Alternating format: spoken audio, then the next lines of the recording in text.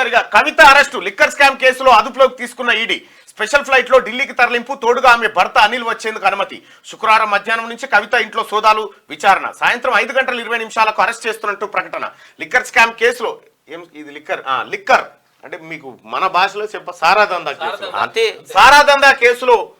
BRS MLC Kalvakuntla కవితను enforcement directorate arrest చేసింది శుక్రవారం మధ్యాహ్నం హైదరాబాద్ బంజారాహిల్స్ లోని కవిత ఇంటికి చేరుకున్న ఈడీ ఆఫీసర్లు అక్కడ సోదాలు జరిపారు అదే టైంలో కవితను విచారించారు అనంతరం సాయంత్రం 5:20 ఆమెను అరెస్ట్ చేస్తున్నట్టు ప్రకటించారు కవితను అరెస్ట్ చేస్తున్నామని తెలియజేస్తూ ఆమె భర్త అనిల్ కు ఈడీ అసిస్టెంట్ డైరెక్టర్ జోగేందర్ రాతపూర్వకంగా సమాచారం ఇచ్చారు ఎందుకు అరెస్ట్ చేస్తున్నామో వివరిస్తూ 14 పేజీల నోట్ను కవితకు అందజేశారు ఆమె సిట్టింగ్ ఎమ్మెల్సీ కావడంతో అరెస్ట్ విషయాన్ని మండలి చైర్మన్ కూడా తెలియజేశారు కవితను ఢిల్లీ తరలించేందుకు ఎయిర్పోర్ట్ వరకు ఎస్కాట్ ఇవ్వాలని రోడ్డు క్లియర్ చేయాలని లోకల్ పోలీసులను కోరారు దీంతో కేంద్ర రాష్ట్ర బలగాలు కవిత ఇంటి వద్దకు చేరుకున్నాయి రాత్రి 7:30 టైంలో కవితను ఎయిర్పోర్ట్ కు తీసుకెళ్లిన ఈడీ అధికారులు అక్కడి నుంచి స్పెషల్ ఫ్లైట్ లో ఢిల్లీకి తరలించారు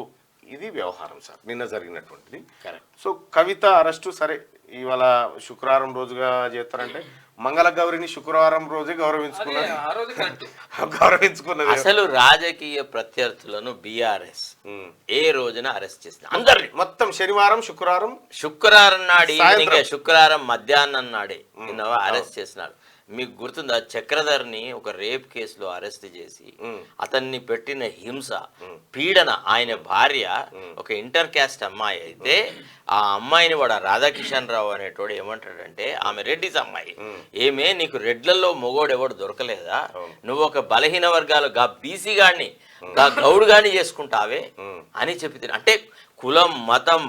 అన్ని రకాలుగా మురళీధర్ రావు అనేటోడు వీడు వాడు మొత్తం ఏదో ముఠా అదే వీళ్ళంతా ఒక గ్రూప్ గా చేసినారు తర్వాత అందరూ వెల్మ ఆఫీసర్లే తెలుసా ఇప్పుడు ఈ వీడి ప్రణీత్ రావు కేసులో బయటపడుతున్న అంశాలు ఏంటంటే 70% ఆ టీంలో ఉన్న వాళ్ళందరూ ఒకే కమ్యూనిటీకి చెందిన 100% పోలీసు వ్యవస్థని క్యాస్ట్ వైజ్ గా విడగొట్టడం అనేది ఇది